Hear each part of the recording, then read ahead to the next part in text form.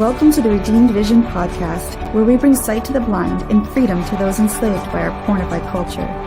Here, we dive into hard but important topics such as pornography, sexual identity, true freedom, real love, and living marriage well. Go deep with us as we uncover what redeemed vision means for each of us living in the world today.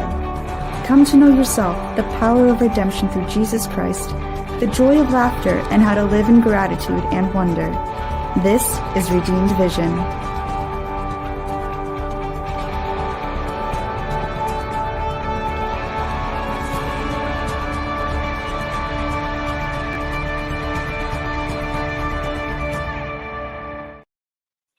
Welcome to another edition of the Redeemed Vision podcast. I'm your host, Steve Picorni. It's an honor to have you here with us. Wherever you are online, I encourage you to like, subscribe, share this, because this is the messages that we talk about here, especially with this edition that we're going to have today, is incredibly important. The Redeemed Vision podcast, for those who are new to this, this is an outreach of Freedom Coaching. Freedom Coaching, found at freedom-coaching.net, is a one-to-one mentoring system designed to break the attraction to pornography permanently. We work with some of the most broken men and women and see them walk in freedom.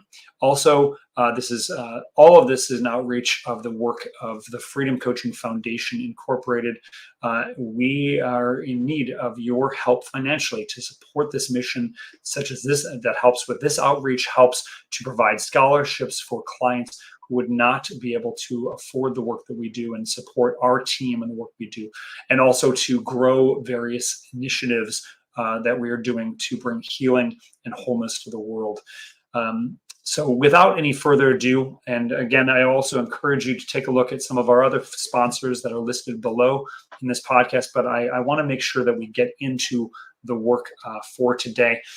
And if any of you were aware of the movie, or if you've seen the movie Sound of Freedom, you know that this is about, that movie is about the issue of trafficking. And contrary to popular belief beforehand, before that movie, the thought was this is something in a faraway country, but it's not. It's happening in your state. If you're in the United States, it's happening definitely in your country, in your city, in your town, and quite possibly in your own neighborhood. Trafficking is estimated to be a $150 billion a year worldwide industry. It's only getting worse since the start of 2020 and all the shutdowns that happened then. This issue is gigantic. It has massive implications for you personally, for everyone that you love. And because it's such a huge issue, many think that nothing can really be done. Well, the work we do in Freedom Coaching is standing in that gap, and there are other good men and women who are standing in that gap. And I'd like to introduce you to one of those men, and that is Matt Osborne. He serves as the global ambassador for operations and education at O.U.R Rescue. Before joining O.U.R Rescue, Matt served a 12-year career with the CIA. Don't be afraid, he's not tracking you any further.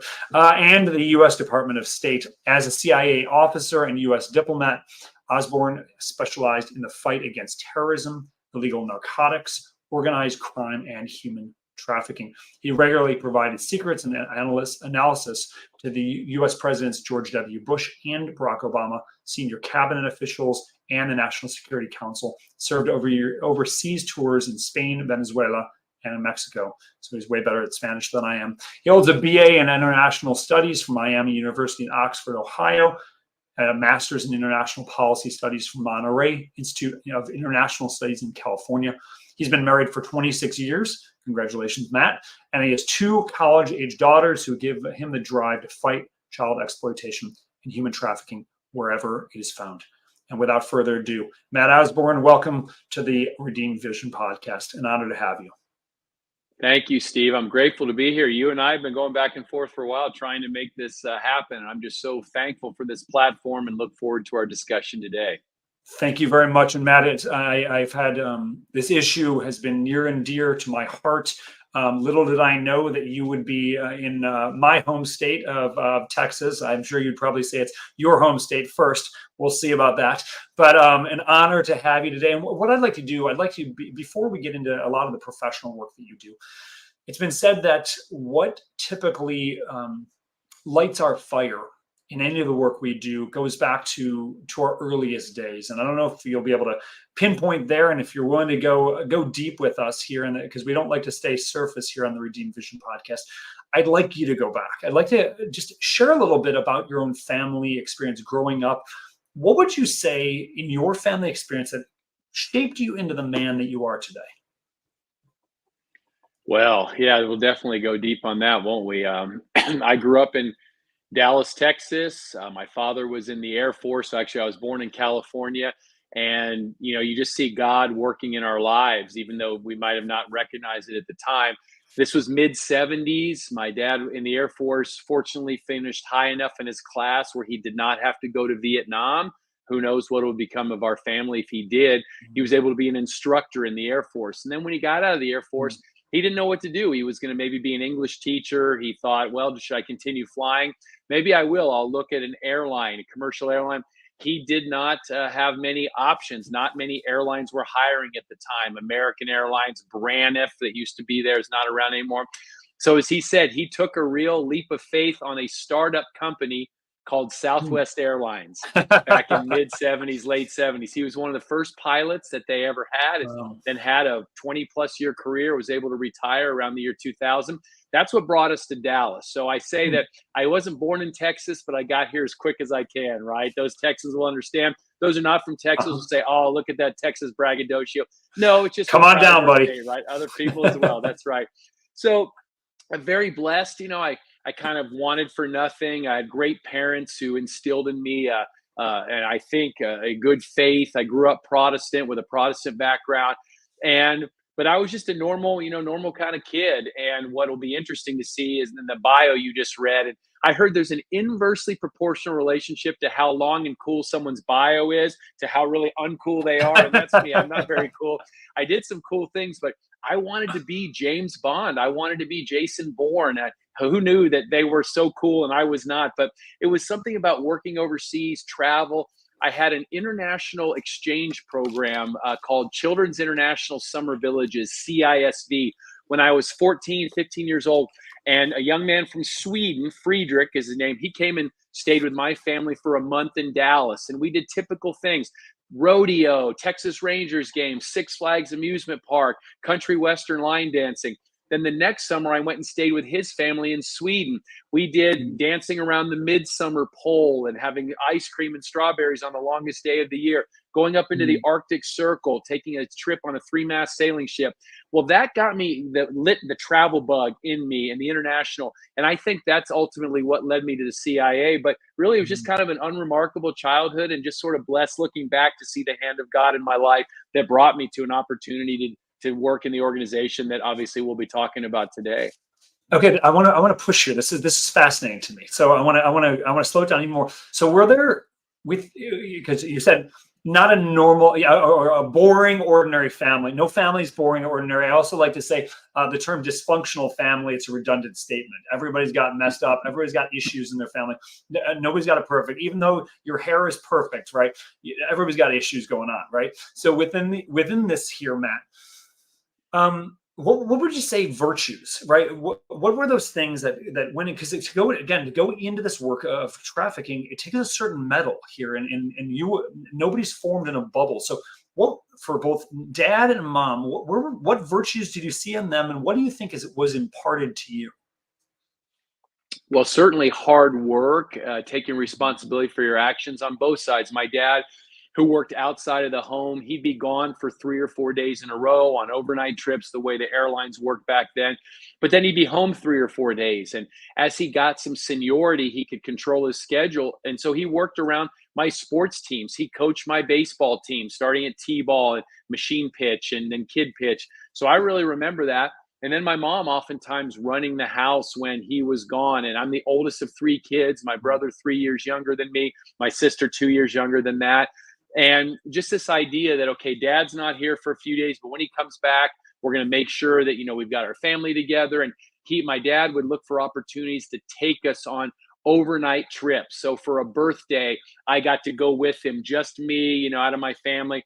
And wherever he was overnighting on a Southwest trip, I would meet him there. and would get to stay. So if any of you know where Southwest back then used to fly just around Texas and surrounding states, I got to spend great nights in exotic locations like Midland, Odessa, and Harlingen and Lubbock. Again, no offense to those towns, and stay in the Best Western or the Days Inn. But Yep. what's amazing is I might as well have been Paris, staying at the Georges V Hotel, because I got to be with my dad and got to spend some time with him.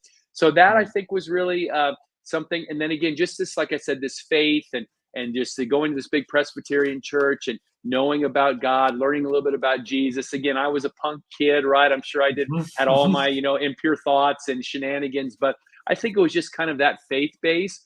And then maybe, and we'll see if others are the oldest sibling, oldest child in the audience. Being the oldest, I was more the rule follower. My brother, I think, was a little bit more wild than I was, but I really, as the oldest, tried to follow the rules as much as possible. I never thought of it at the time, but looking back, and as my siblings tease me, I see that was the case. Okay, this is very, very good. It gives us a little background on you, kind of the responsibility, being the oldest, wanting to take care of people, and also get your stuff in order, because Dad's coming home soon. We better have the house clean. I get that. Right. And yes, you can go to Paris if you go to Texas, because there is a Paris, Texas. For sure. Just as a side note on that, for those who aren't in Texas here, don't speak Texan. So fast forwarding here. Right, you get a taste for travel. This is becoming a part of your blood. You're not just Texan, but you're traveling to Sweden, all of these different areas here. You get involved with the CIA. How does one become part of the CIA? I mean, were you MK Ultra? Were you recruited? How does that work out? And for those who don't know MK Ultra, go look it up. That's not the focus of our podcast here, but. I tried a few times. I graduated high school in the early 90s, college in the mid 90s, and that was the first job I applied to out of college. I saw an ad in the newspaper that said, "Do you have the patriotism, common sense, courage, whatever it was?" I said, "I think so." And so back then, remember, it was a type out your resume and cover letter, go to Kinko's or Office Depot and mail it in. And it said in this ad, if you don't hear from us within 45 days, we don't have a job for you. So sure enough, 45 days, 50 days came and went. Well, I didn't hear back from the CIA. Oh, well, I guess I'll go on to something else. So I dabbled in sports broadcasting in Cincinnati, Ohio, mostly behind the scenes, working with the Cincinnati Reds, working behind the camera, choosing the songs in between innings, putting up banners on the field, just loved it.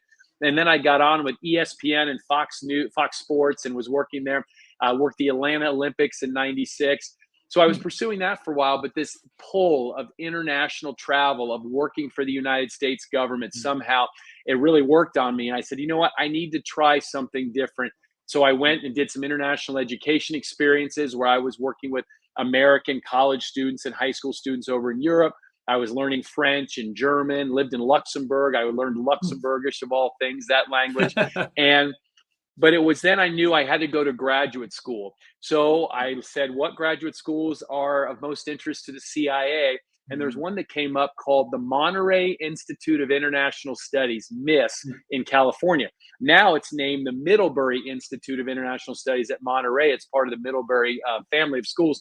But that was the Monterey Institute. So I got into there in the 2000.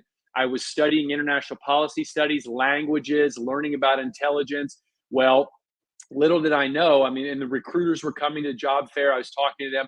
Little did I know that it was going to be, unfortunately, a national tragedy, the terrorist attacks of September 11th, 2001, that led the CIA to step up its recruiting. And in early 2002, I was brought in to work issues of chemical and biological weapons, nuclear proliferation, looking at Asia initially, but then, of course, with the Iraq war back then ramping up. That was where I had heard from a mentor of mine at the agency that if you want to be promoted, you, quote, march to the sound of the guns, meaning wherever the war was, wherever the fighting was, you want to do that. So I worked terrorism, I worked Iraq, I worked issues like that. And then, as we'll talk about in a minute, that's when I first heard about this issue called human trafficking. I'd never heard of it before. But in my early career, it was anti-terrorism, organized crime, and drug trafficking. So you were doing, and I'm gonna steal a line or paraphrase a line from the beginning of our interview, saying you weren't cool enough. I call you with great love, with great respect, Matt, the geekiest, coolest guy I know in a very real sense. Okay, That's so fair. okay, fair enough. So you with the CIA, you were the analyst doing the background work, not going on missions with the CIA, correct?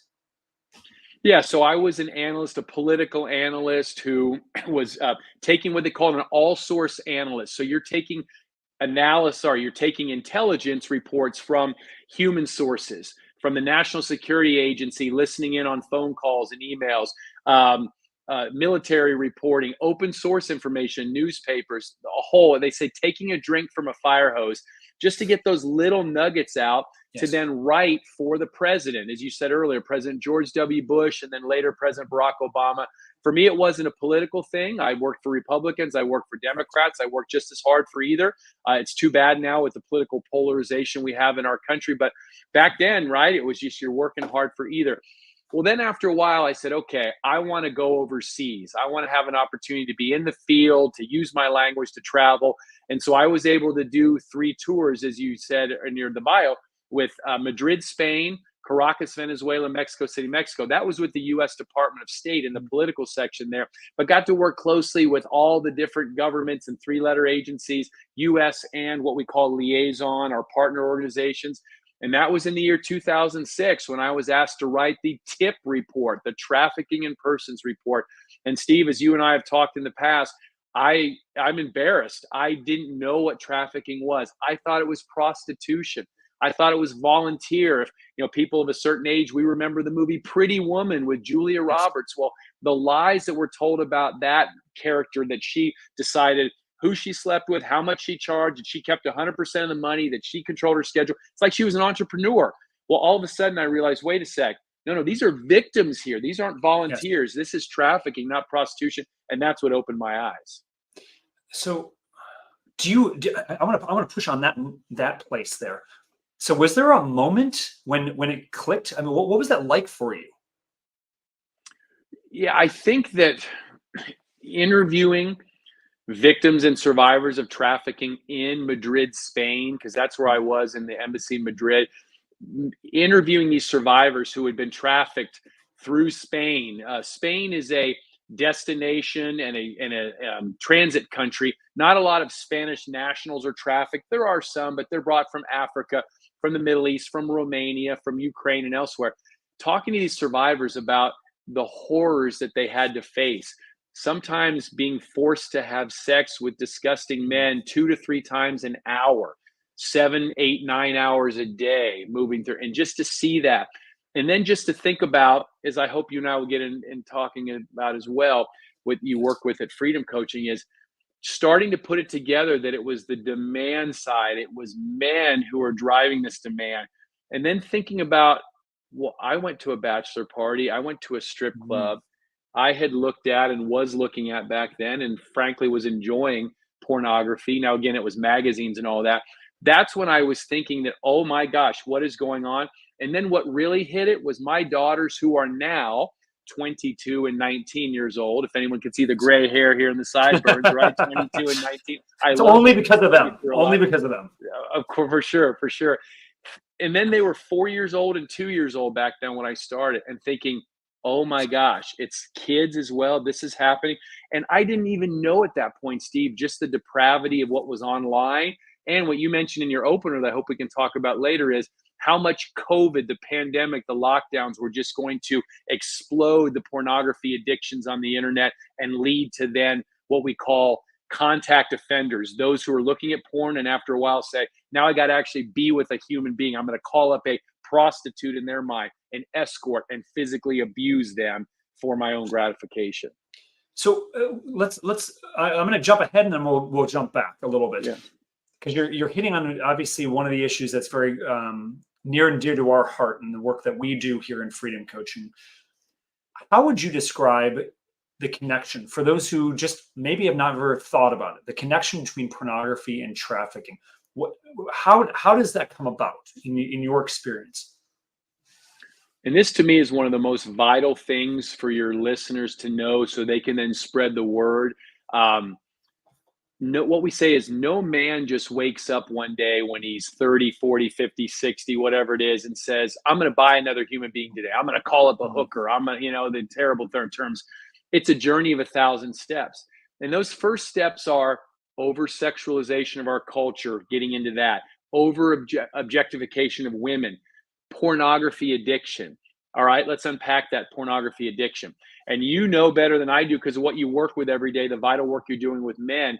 The way the human brain works, you might start with a Playboy magazine, and after a while, just looking at these pictures on the glossy pages, that's not enough to give you the dopamine hit, the pleasure, the rush.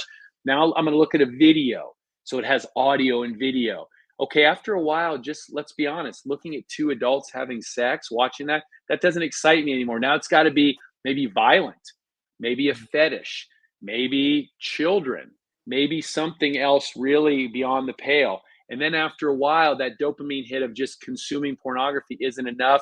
You have to go and be, as I mentioned a minute ago, with a human being. That's creating the demand, because whether you call it a prostitute, an escort person working escort service, or a trafficking victim, they all are abused in some way. And it is this whole slippery slope and this connection that we need to get out there to educate people on. One last thing, and you know this as well, and I appreciate your expertise too, because I'm not an expert, but just reading the studies. Addiction's not like a standard light switch where you flick it on, you're addicted, you turn it off, you're not addicted. It's that dimmer switch, right? That goes brighter, brighter, brighter, brighter, and you're not addicted until you are, and you don't know it. And that is something what we tell. And I go in to talk to schools and young men and, podcasts like this to say, men, you don't know if you have the addicted gene or not, the addictive gene or not. Maybe it's alcohol, maybe it's drugs, maybe it's pornography. Some people can look at a Playboy magazine and be fine. Some people can pull up their cell phone and download some terrible stuff and be fine. Other people look at it for 1 sec and they're hooked. And that's what we have to watch out for, because this is where the demand is coming from. Yeah, no argument on any of this. And again, we like to say we're in the septic tank. We've been swimming in it in movies, television, the internet, obviously. And then obviously it's very, now that this isn't literally in our bedroom, and a lot of people having phones in their bedroom, which has a lot of interruptions, especially if we're married, with intimacy, but also in the way in which our young people and not so young people are being formed, how they view themselves, how they view others. And it's creating this environment of blindness. And so, Matt, and real quick, and please, and you're the host, so I want to ask you please. some questions. Unpack that a little bit too, because sure. Gosh, you've hit on so many things. First of all, it's how pornography has changed, right? And desensitized. My grandfather, who passed away 20 years ago, I remember before he died, this was in the early 2000s. We're watching a football game and a Miller Lite commercial came on. I don't want to blame Miller, right? Just imagine a Billet beer commercial. And there were scantily clad women there dancing up on the bar, drinking their beer, selling the product. He looked at me and said, Matt, that would have been pornography when I was your age, right? Fair enough. Look what's on billboards now. Look what's on movies. This soft, that would have been hardcore porn back then. But now it's every day. Oh, it's just fine. And now you look at the true hardcore porn. Secondly, you talk about this sexual interruptions. So many young men are being told these lies that if you look at porn, it'll help you sexually. It'll help you experiment. You'll be great in bed.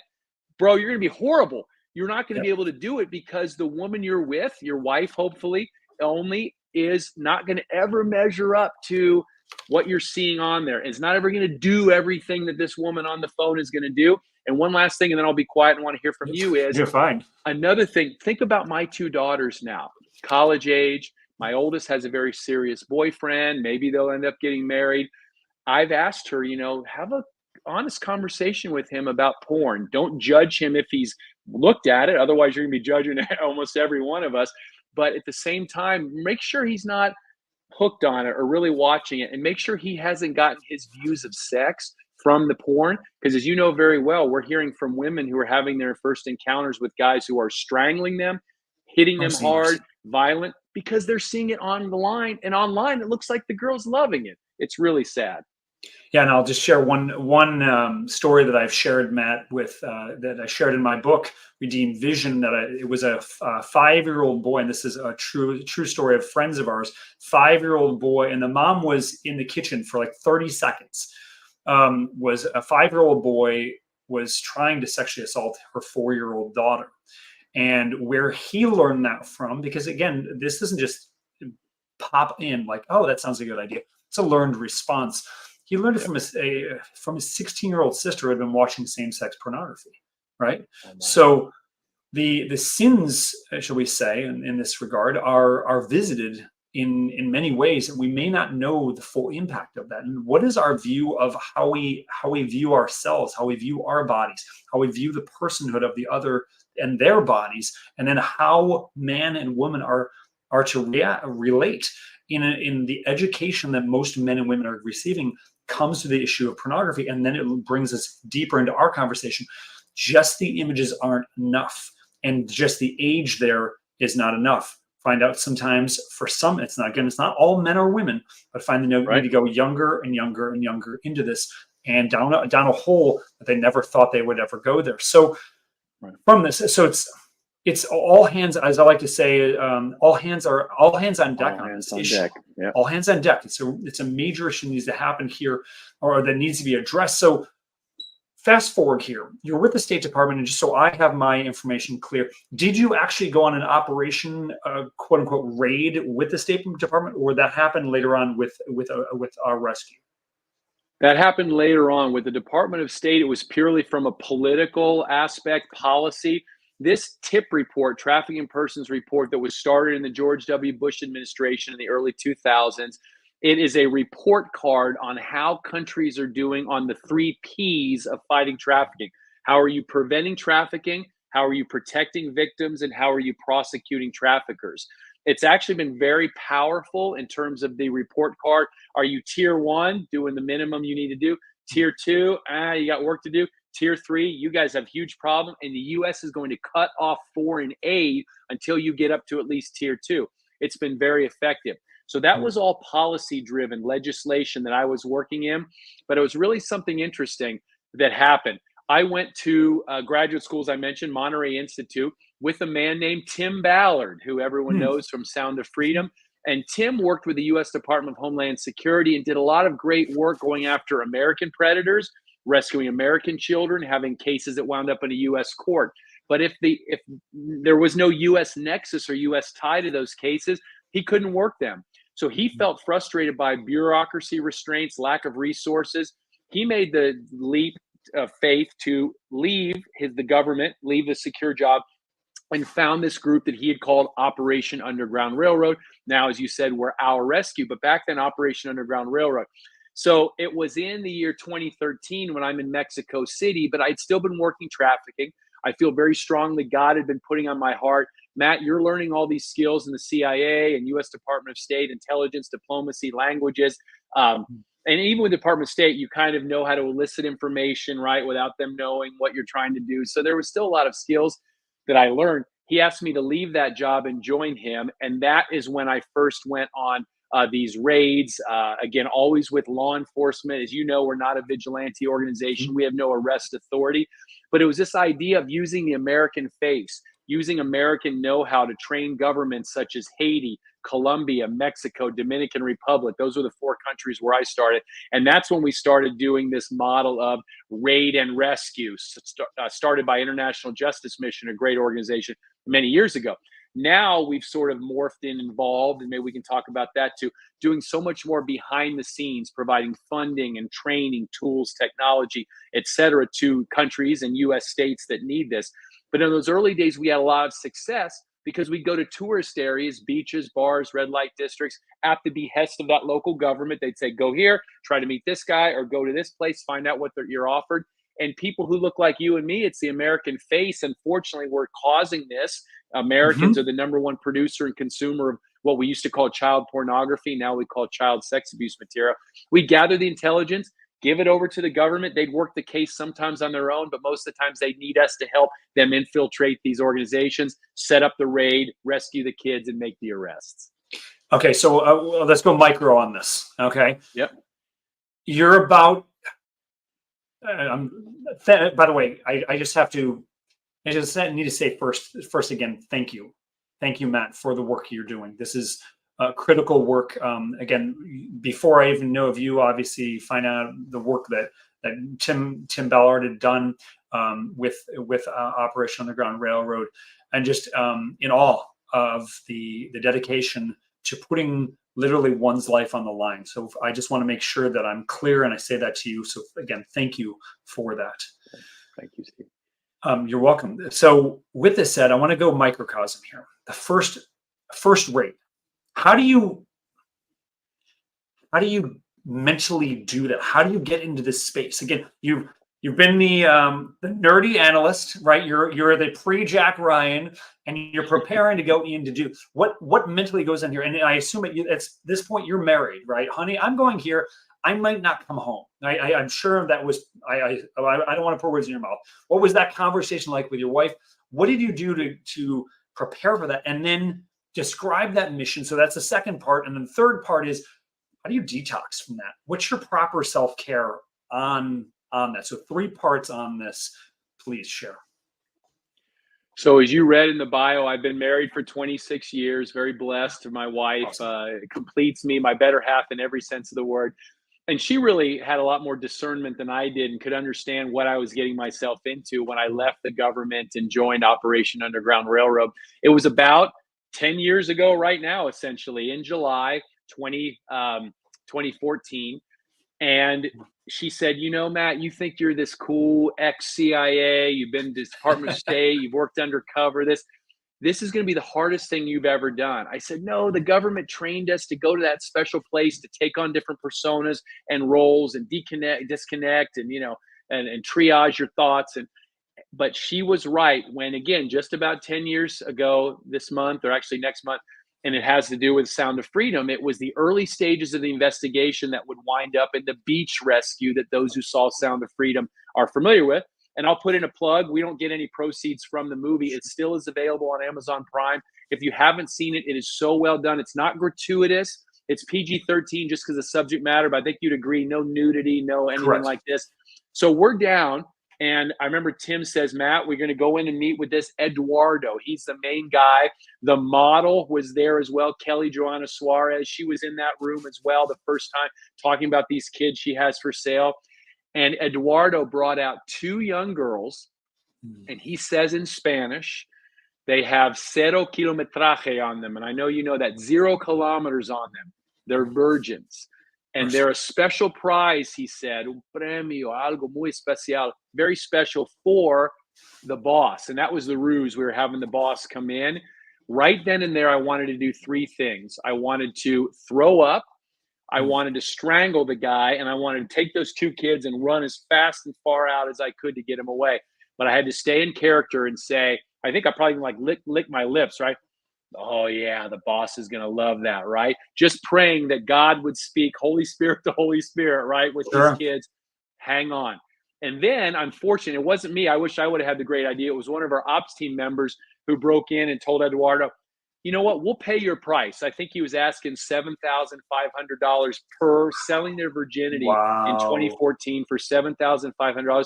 One of my operations colleagues said, Eduardo, we'll pay your price, but you don't get 1 cent until we get to the party. It was going to be about a month from them on October 11th, 2014. Once we confirm they're virgins still, you get your money. If we find out that anything's happened to them, you don't get a penny.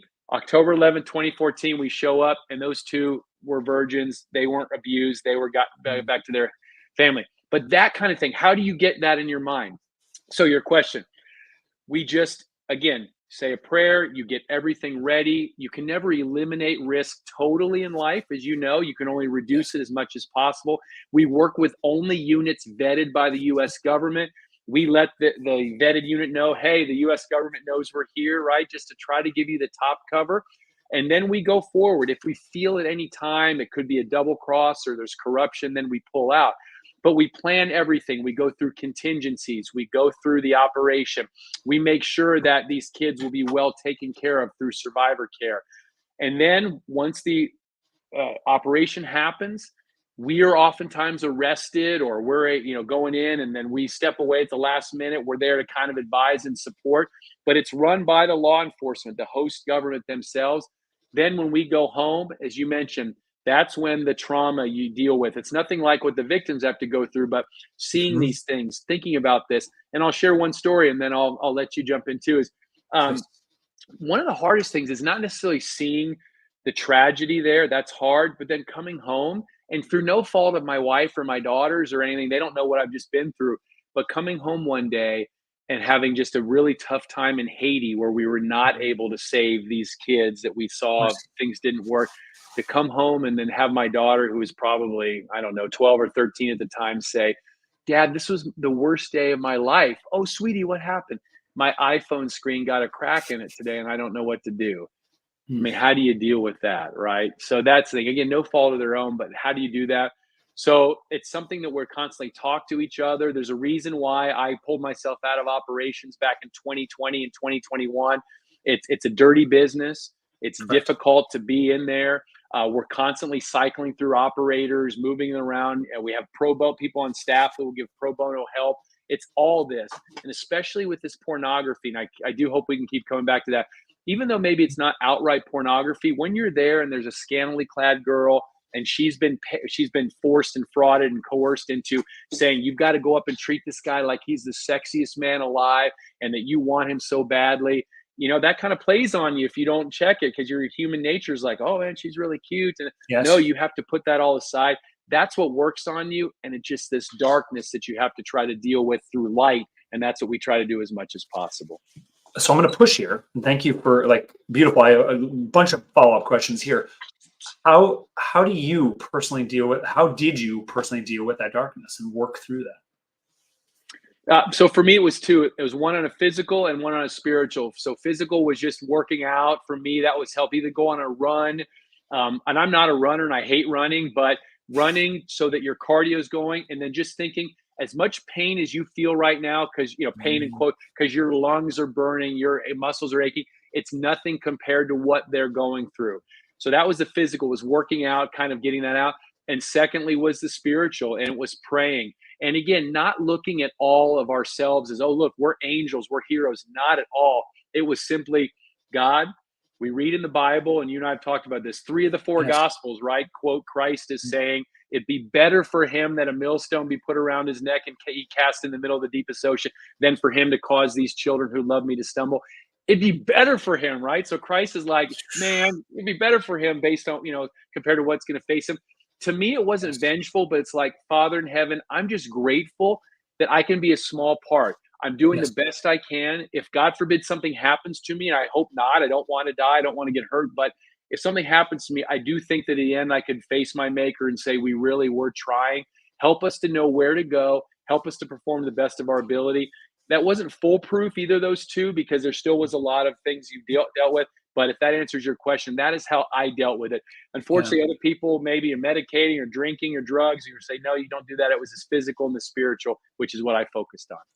Yeah, no, and thank you. That's very helpful. I mean, so obviously, for working out, running for you, and obviously having a relationship with Jesus Christ, having a relationship there with God to be able to work through these things here. Because as human beings, I like to say, we're mind, heart, body, soul, spirit. Those 5 elements. And if something is off here, and especially evil is real, just as much as God is real. And evil is not simply a force, but is personified in the person of the devil. And this is real. And he hates all of us. And obviously one of those outcome, or one of the ways we see this is through the issue of trafficking. And when we get up, and I see this especially in the work that we're doing when we work with clients, and it is dark work. It is heavy work. And I know that for myself, after I'm done meeting with a client, I got to do some push-ups. I got to do some praying, got to recenter myself and get out of my office and reconnect, go play with my dogs, go connect with my wife, my kids, because we're meant to be human on those levels. And I love the fact that you were very conscientious of that, taking your training, but also tending to, if I can put words in your mouth, tending to where you're at. And I'm going to tend to my genuine needs here. And it sounds like you've got a rock in your corner in the person of your wife, which is beautiful. is beautiful here. So actually, I do want to ask this. So, and you mentioned that you were, if and Sound of Freedom obviously was Hollywoodized, if we can use that language, but you would be one of the guys in the room on the raid. Who would you be in the raid? Who were you? Yeah, so it was fascinating that the Sound of Freedom beach rescue for the Colombian CTI, and then just like in the movie you saw, CTI uniforms, that's a real unit. It's the FBI equivalent of Colombia. They called that Operation Cristal, so like glass, I think, Cristal.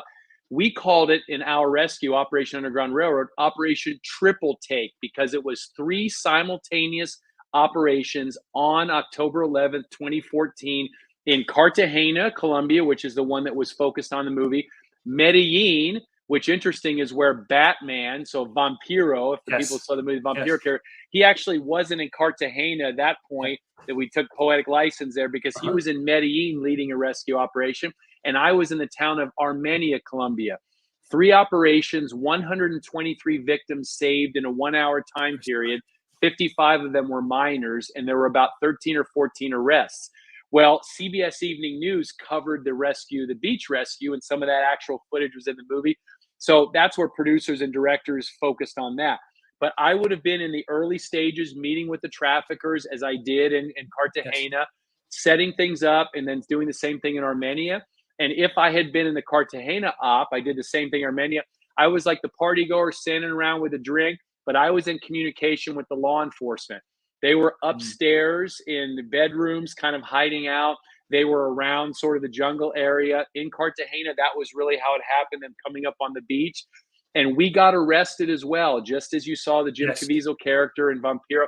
And we have to get arrested because the traffickers, you know, one little cell phone message or a corrupt cop, hey, they were in on it. We can't let anyone know we were helping until we're at the airport and flying home.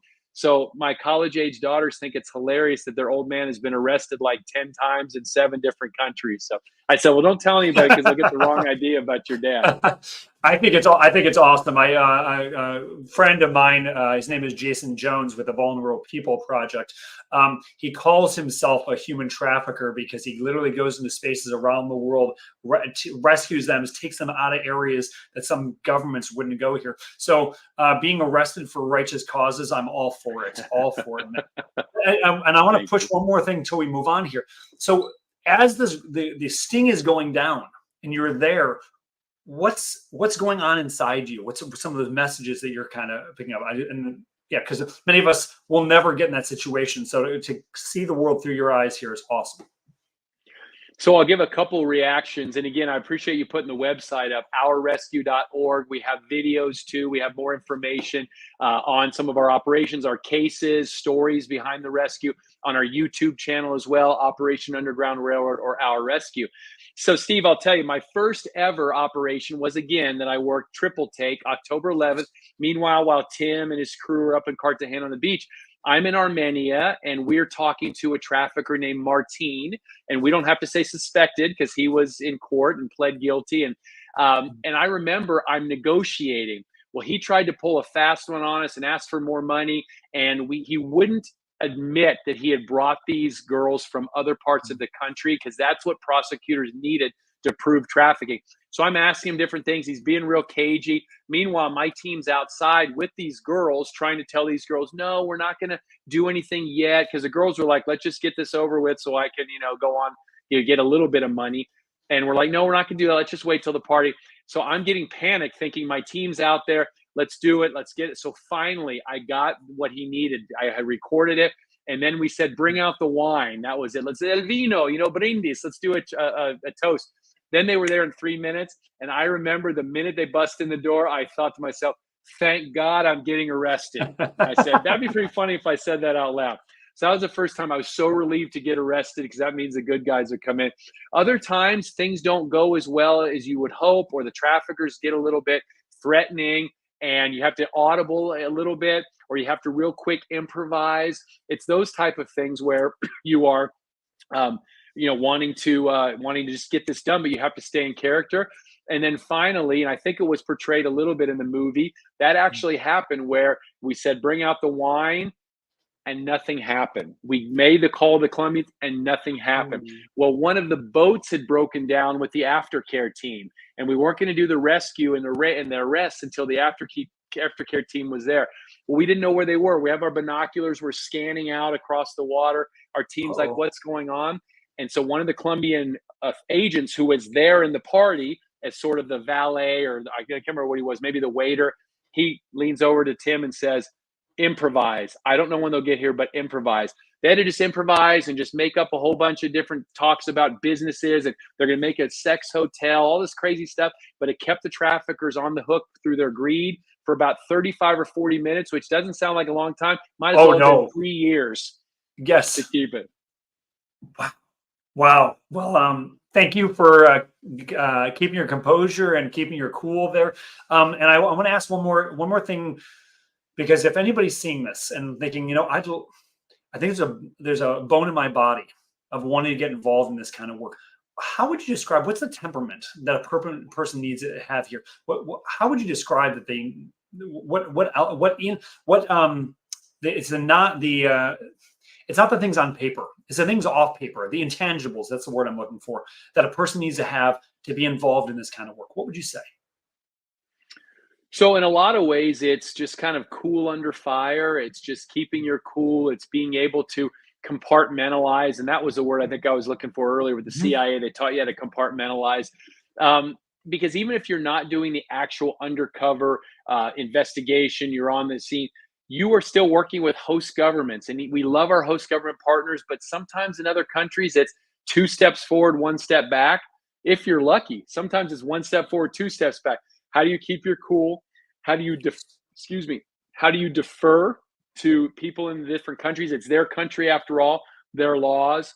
How do you not get frustrated when a lot of times, and again, I see the flaws in our country, but I'm very proud to be American. One of the qualities I think we have is a can-do attitude. We look for ways to find yes. Sometimes in these countries, through bureaucratic inertia, through their own laws, corruption, they're looking for ways to say no. How do you do this? How do you fight in that circumstance? And then a lot of it is just the skill sets. Now, more and more at Our Rescue, we're transitioning to behind the scenes, helping with cyber, digital forensics, analyzing, cell phones, laptops, these canine dogs that can sniff out electronic storage devices.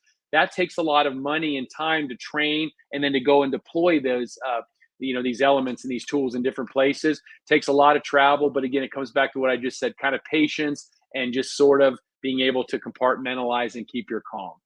And I would add the message that's over your right shoulder: do what you love and love what you do. I think that's also 100%. right. You have to be full on, full in, a full go on this element. So if there's a passion here, I think you're going to be tested. I'm speaking to anybody who might have this heart for it. But then if this is of you, say yes. Say yes, because we need good men and women. And whether or not you get in the place where guns might be drawn, but you're doing the background work, all of that, everybody on team is really important. And that's a segue into last parts of our conversation today. You mentioned one of the things you mentioned before, and as we were talking before off air, that there's 3 main pillars to Our Rescue. Would you please share about those? Yeah, so it's operations, survivor care, and education. Operations is kind of what's gotten a lot of the focus, sort of the sexy, if you will, the videos, the documentaries. We will still do undercover investigative support, intelligence gathering when requested, but we found it's become so much more effective to focus on the cyber. We have experts who will teach law enforcement around the world and in the US how to create social media profiles, how to put hooks out there where maybe it looks like a 15-year-old girl is new in town and interested in what to do and have some fun. Well, won't you know that a bunch of predators and creeps will say, hey, I'll show you around. And so that's the operation, these specialized tools that we provide. Then on the survivor care, there is no rescue without the aftercare, without the survivor care. We made a decision early on not to build our own aftercare home. That wasn't where our expertise lie. That was where that would tie us to one area.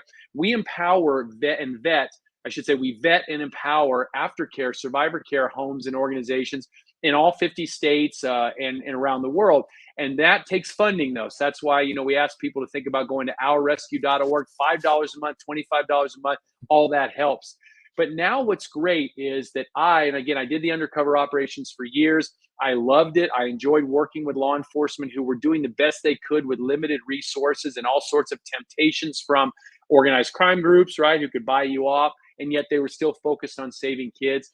I'm glad that I'm out of that dirty business, and now I can focus on building out our third pillar. It's our newest one, called our education pillar.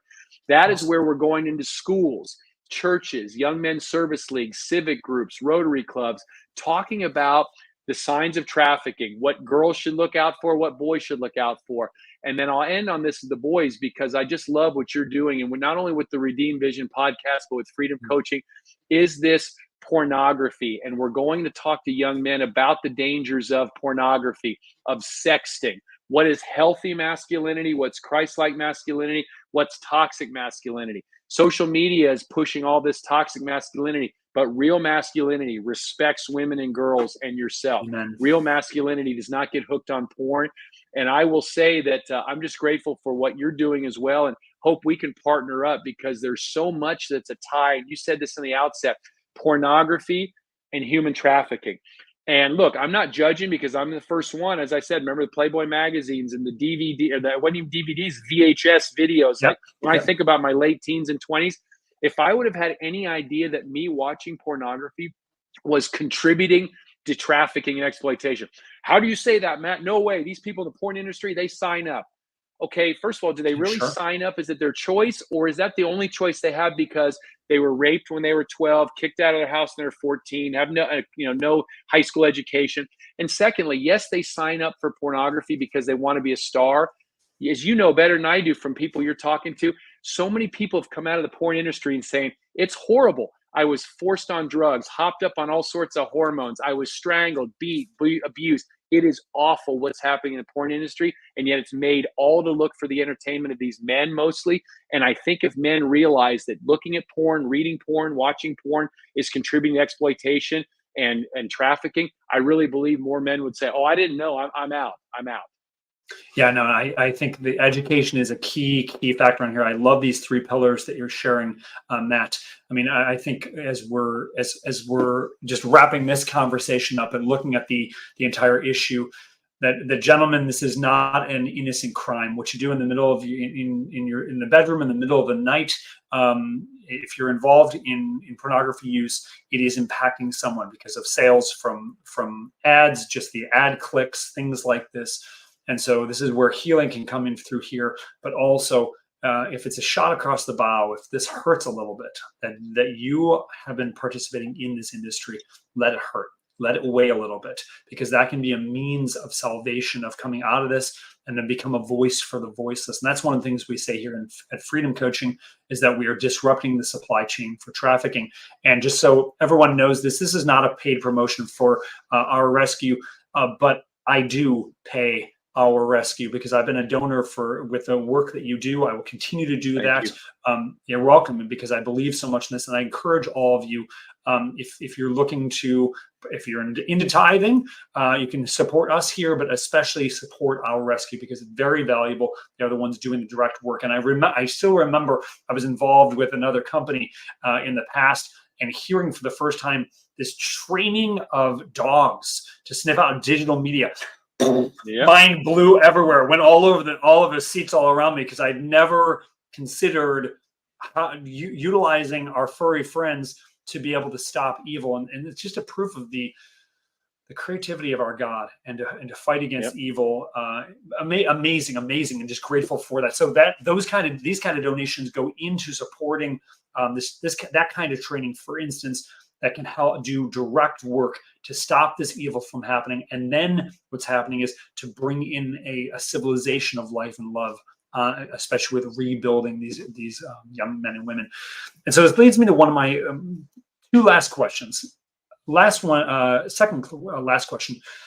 Obviously, this issue of those who get involved in trafficking or are trafficked comes from, I think it's, I don't think we can argue this, the breakdown of marriage and family. the breakdown of the situation of families. And obviously, we've found that the use of technology inappropriately or inadvertently not using it appropriately. And this is obviously, this would be a whole nother podcast I'd love to go into with you on this. But in a general way, a general starting salvo on this, what piece of advice, maybe top 3 pieces of advice to help parents in guiding their children to use technology well, to use the internet well, what piece of advice would you give them?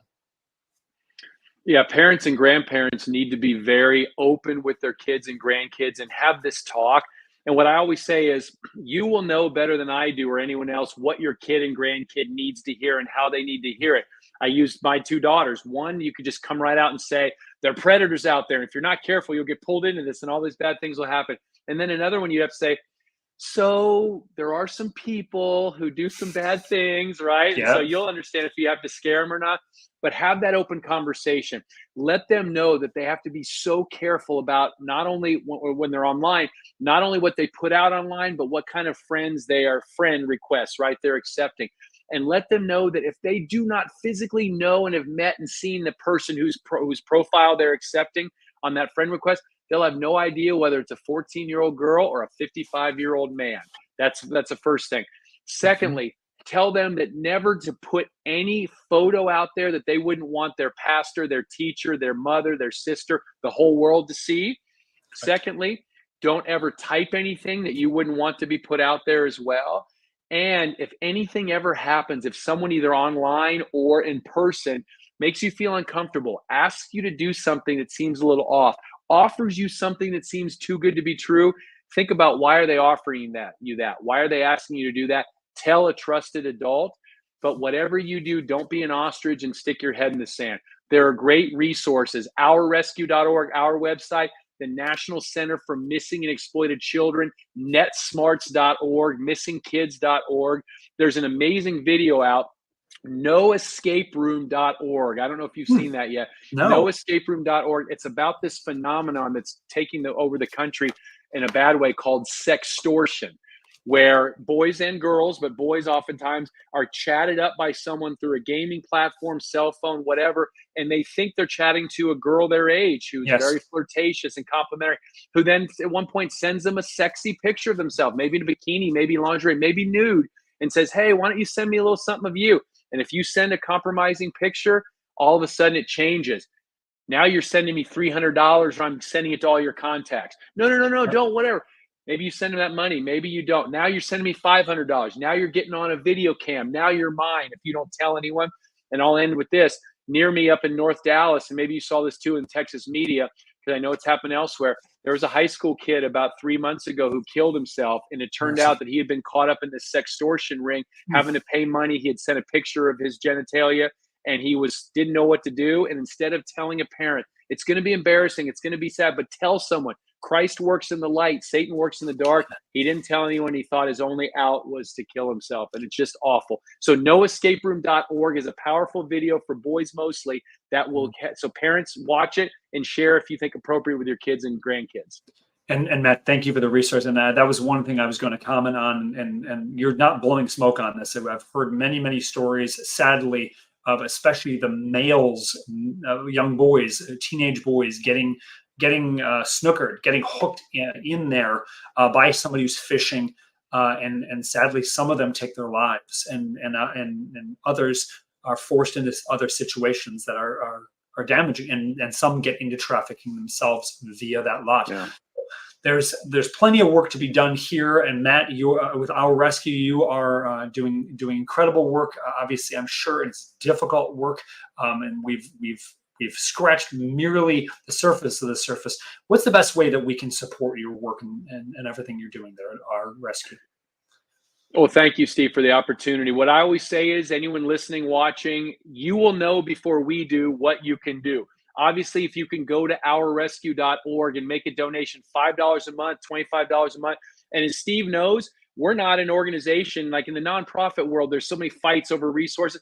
I'd be just as happy if you go to freedom-coaching.net and make a donation. We need groups to come together. If you're not able to donate, or maybe only donate $25 a month, pray for us, if you will. We could go anywhere right now because there's trafficking happening all over the US and around the world, but we don't know where God wants us to go, which units we can work with on law enforcement, which ones are corrupt we need to stay away from, which kids need to be rescued. Also, can you make connections for us? We're not a vigilante organization. We go through the front door. We don't go in at all. Do you in the audience have, maybe you are or have contacts with a chief of police or police officer, sheriff's deputies, prosecutor, judges, survivor care homes, anywhere where we can come and provide resources to you? But we just need to know who's willing to fight this and who's willing to have us support. And our education pillar. Would you like to? And on ourrescue.org, you can sign up to request speakers. I'll come out. I'll do a double with Steve. We'll go out and we'll do things on trafficking, pornography. Do you have ties to churches, youth groups, young men's service leagues, Rotary Club student organizations, schools, sports teams? Help us get this word out. An ounce of prevention's worth a pound of cure, whatever the old adage is. We can fight this on the back end of trying to rescue, or let's go upstream and make sure these vulnerable boys and girls don't even get thrown into the water. So that's where I'll stop with that. But thank you. And please visit us at ourrescue.org. Amen. Amen. And thank you, Matt, for all the work that you're doing. All of that. Yes. We as Freedom Coaching and the Redeemed Vision podcast are delighted to support the work you're doing, to partner with you in this. And with that said, if I can get probably three more minutes of your time, can we do something that has nothing to do to a degree of what we were just talking about? Absolutely. Okay, so this is kind of what we do. This may be new to you. So we call this the 12. And these are 12 kind of random questions. Most of them I ask our guests here. Just want to get your take, just helping people to get to know you a little better. You ready? I'm ready. All right. Number one, peanut butter, creamy or crunchy? Crunchy. 2, if you could be any Star Wars character, who would you be? I definitely have to be Han Solo because he had the coolest ship and he got the prettiest girl. And he shot first. 3, what's your desert island food? Oh, wow. It'd be hard to get there. Could I bring Tex-Mex, or if it's on the island, I'd have to just go with like a papaya or something? No. Well, we can go literal, but we'll go with Tex-Mex. Mex is a special, maybe Corpus Christi kind of island there. Perfect. 4th, beer or wine? A good red wine. Lovely.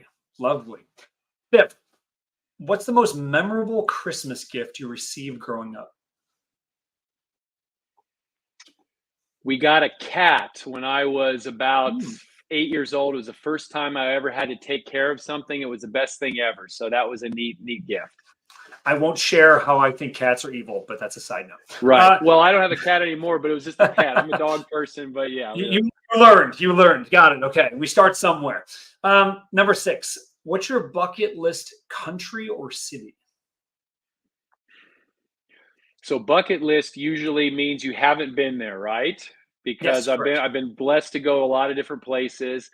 I think for me, it would be, oh gosh, I'm going back and forth now. So I've been to Australia, but haven't been able to visit the whole thing. So I would say the Australian outback.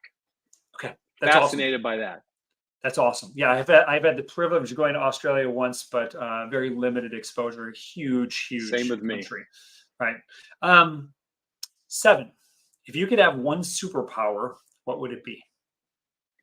People think it's lame, but the fly. I would love to fly. I always get nervous from those people who say, I want to be invisible. No judging if that was you. I'm like, okay, what is that? But I want to fly. I think it's built into all of us. Yeah, I think you're a top 75% of all guests will say that. 8, have you seen The Chosen?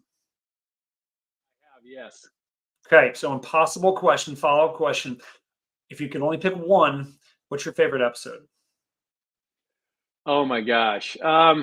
You're welcome. So many of them is I love the one with the wine, right? Where you changed it, the wedding in Cana and the wine, because there was just something, and I'm sure there's a lot of others I'll think of after this.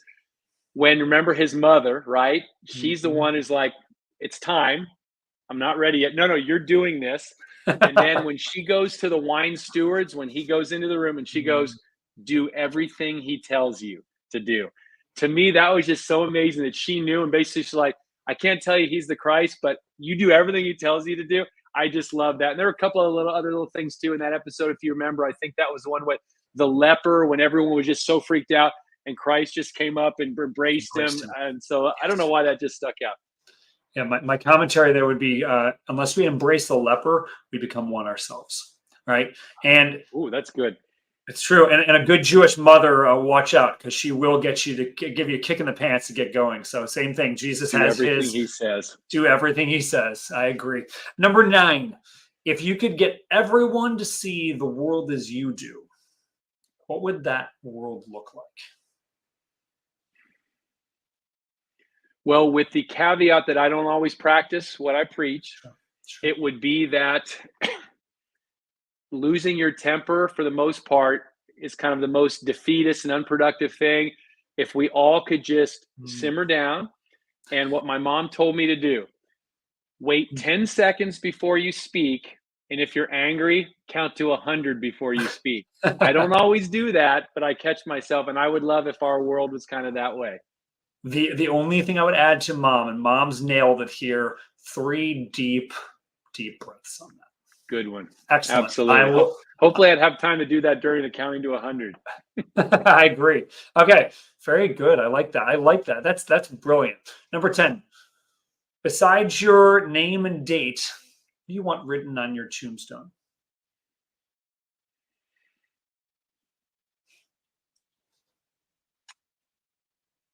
Devoted husband, father, and follower of Christ. Even though it's important the other way, but just the way it sounds like that. Devoted husband, father, and follower of Christ. And I love, over your right shoulder, I guess, when it goes full screen, I see the dad right there. I imagine one of your kids did that. So that to me is just awesome. I've got some of that stuff around too. Yeah. That to me, right?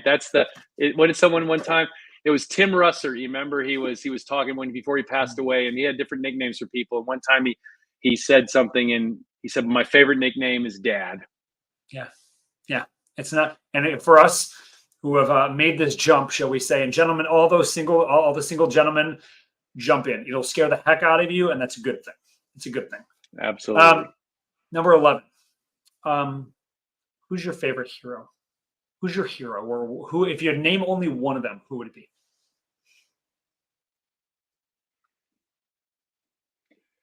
I would have to say my father is a hero as well, but just to go a little bit, my grandfather, just what I saw him do raising a large family. He was a very staunch Catholic, but like legit Catholic. I don't mean that pejorative, but mass every Sunday, tithing 10% of your money, St. Vincent de Paul, going out and just seeing that and learning. And it gets a little bit to the temper thing, because I don't know if I ever saw him lose his temper unless one of the kids or grandkids sassed his wife, my grandmother. That was really cool. Like, he could keep his temper. The minute you disrespect his wife, boom, on you. So I think I'll say that my grandfather.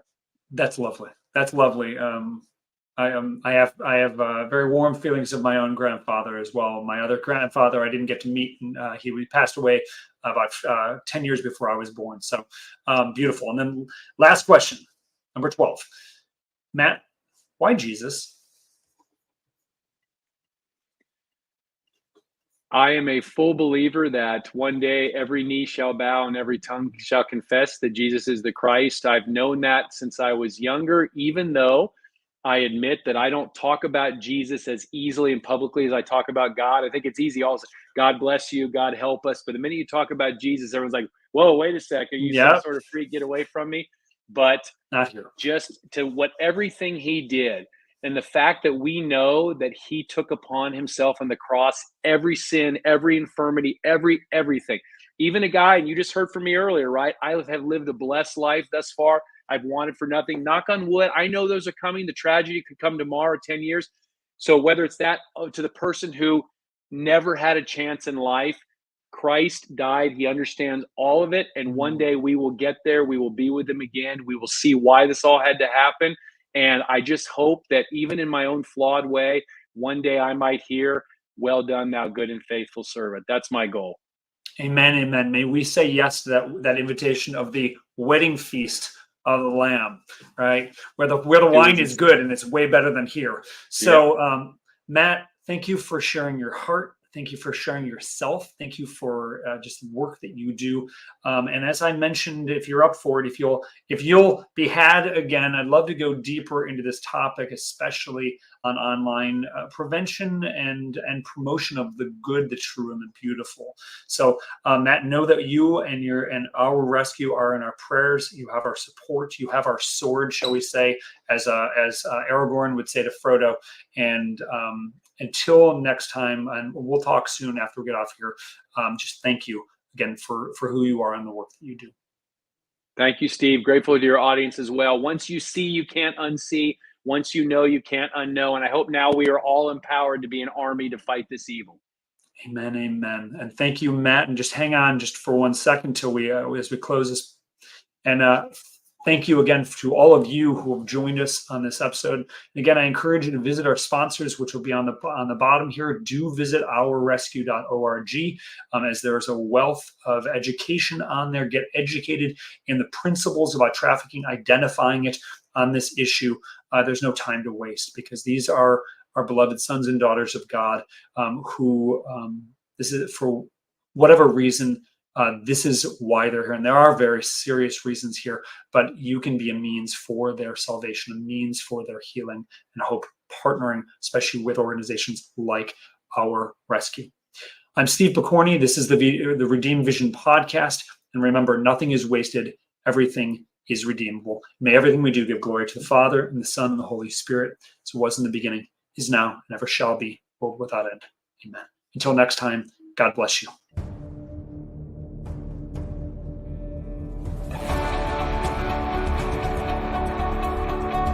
The Redeemed Vision podcast is an outreach of Freedom Coaching. To learn more, check out freedom-coaching.net and follow us on Instagram, Facebook, Twitter, YouTube, and MeWe.